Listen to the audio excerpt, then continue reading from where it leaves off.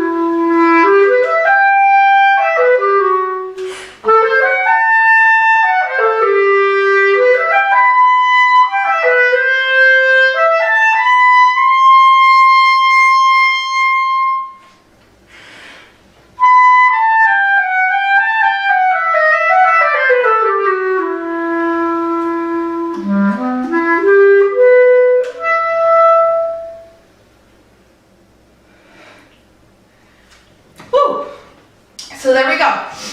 So the worst thing about this etude, I would say, would be the middle three lines. So lines 1, 2, 3, 4, 5, 6, and 7. And it's because of the arpeggios we have there.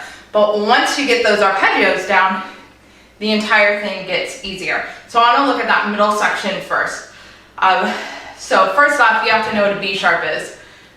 B sharp, we're raising it 1/2 step, right? So if you can imagine a piano, B is right by C. So B sharp is a C. So if you can't remember that, write it in. It's your music, you can write in it. That being known, I then want you to go through and write through whether or not you need to play the B sharp, the C, with your right hand pinky or your left hand pinky. Because it changes. Because if we're going from the D sharp to the B sharp, we need to use left hand pinky. That's the only way we don't want to slide. If we're going from any other note to B sharp, you can use the regular right hand fingering to play it. So that being said, it's sort of like an exercise in itself because you have the arpeggios in the 16th notes and the triplets. So what I would do is I would play the full range of what the arpeggio is in this etude to warm up with. So you play long tones or you play your scales, then I would go and I would play these arpeggios. Also the ones that happen at the very bottom of the page, they're a little bit easier.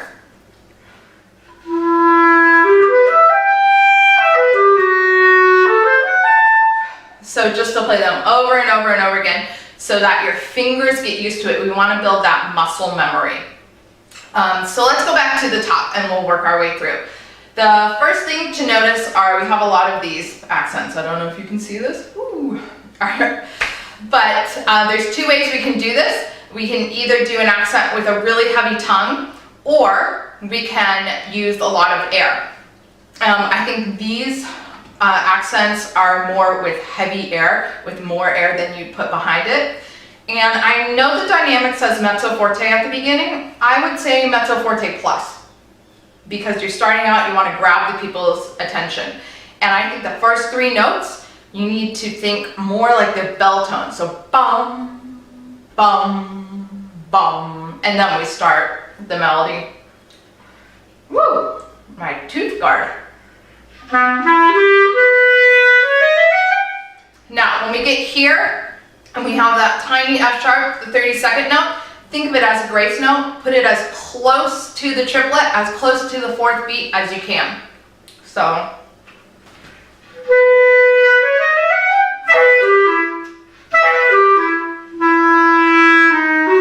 And then we have again, bum, bum, bum. Now, the first time, we're looking at the second line. I'm just gonna take that out. Second line, second measure, we have a written out turn. Now a turn is when we start on a note, we go up to the next note, come back to the note that's written, go down, come back. That's a turn. They wrote it out for us, which is really nice. But if you're looking, we have, is that a misprint? Da, da, da. Oh no, it's not a misprint. It's a D with an X by it. And you're probably thinking, we don't play D, low D on clarinet, which we don't. The X means double sharp. So if we sharped a D once, it would turn into D sharp. If we sharped it twice, it would turn into E. So write that in again if that's something you're gonna forget. So the turn is down to a low E, not, well, which is the same thing as a D double sharp, but don't freak out too much when you see that.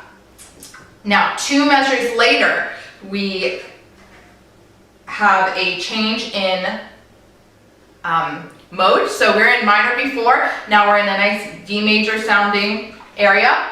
That's 1, 2, 3, 4, the fourth measure of the second line. And they have that little S, sideways S written above the D, the dotted quarter note D. That's the symbol for a turn. They could have written that 2 measures prior, but they're the same thing. So you start on a D, go up to an E, D, C sharp, D. That's our turn. I would bring down the dynamic a little. If we're thinking mezzo forte plus at the beginning, I would come down to mezzo piano here to show a change in character. Then we go through, I mean, a lot of this is woodshedding. So there's a couple different ways to practice these long 16th note passages. You don't just have to go.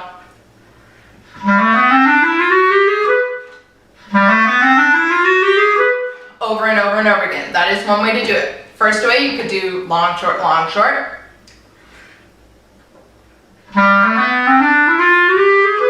And then short, long, short, long.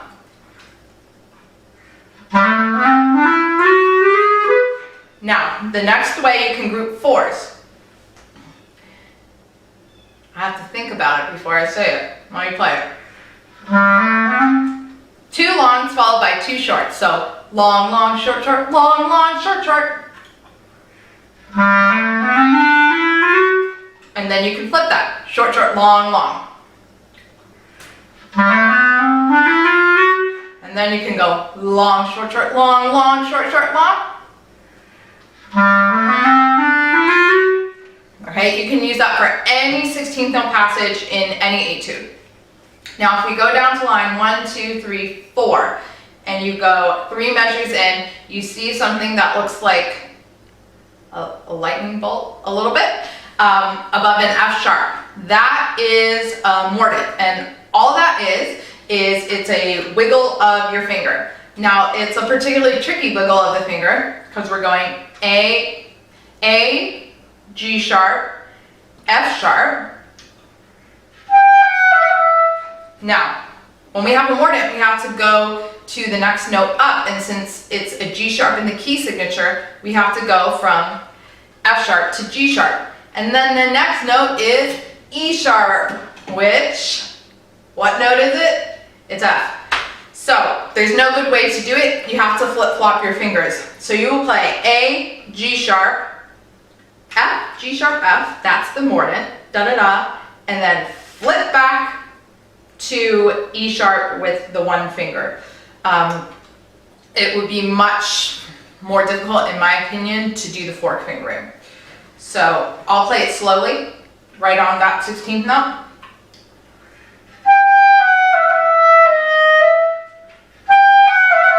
And it's just one wiggle of the finger. If they wanted a trill, they would have written a trill. Now we're back into the section that we talked about earlier with all those arpeggios, all the B sharps. We've written in whether or not we are playing them with our right pinky or our left pinky. Now, the worst part for me when I was practicing it is 1, 2, 3, 4, 5, 6, 7 lines down. We have some C's with an X by it, which means double sharp. So if we sharp a C, it becomes C sharp. If we sharp it again, to make it a double sharp, it becomes D. So we're going C sharp to D, and we're coming from E sharp. This is really just like a horrible etude to read. There's so many notes that we're not used to reading. We're used to playing them, but we're not used to reading them. You really need to work this out slowly.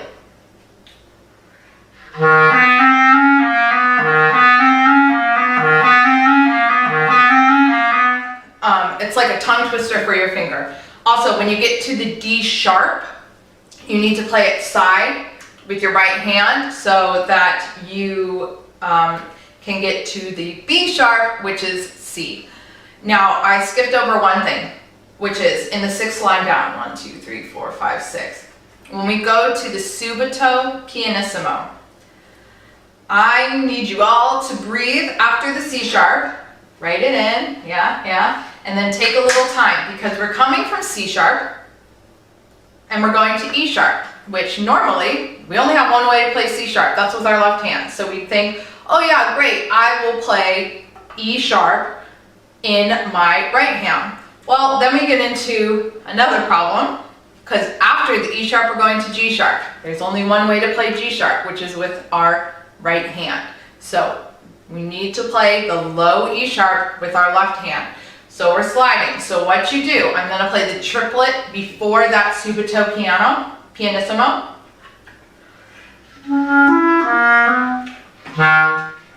I hope you can see my fingers. You're going to slow down a little bit and then go from a left hand note, which is the C sharp, to a left hand E sharp. That's the best way to do it. Don't try to slide up from E sharp to G sharp. You won't get it, you'll get an in-between note. The only other things that I would say take special attention to are 3 lines up from the bottom. We have another turn and it has a little X underneath it. That means that you are going down to the D double sharp. Basically, it's exactly the same as the turn in the 2nd line of music, so go back and double check with that and you'll be good. And then if you guys don't know what a cadenza is, that means it's at the performer's will and what they want to do with that section of music. So my assumption, because they didn't mark anything else, is that the entire last line is a cadenza. What normally and traditionally happens with cadenzas is you start out slow and then you build up speed back to the tempo that you were taking before. Make sure you don't get too soft when you come up on that decrescendo at the end, and I think you all will do great. Happy practicing!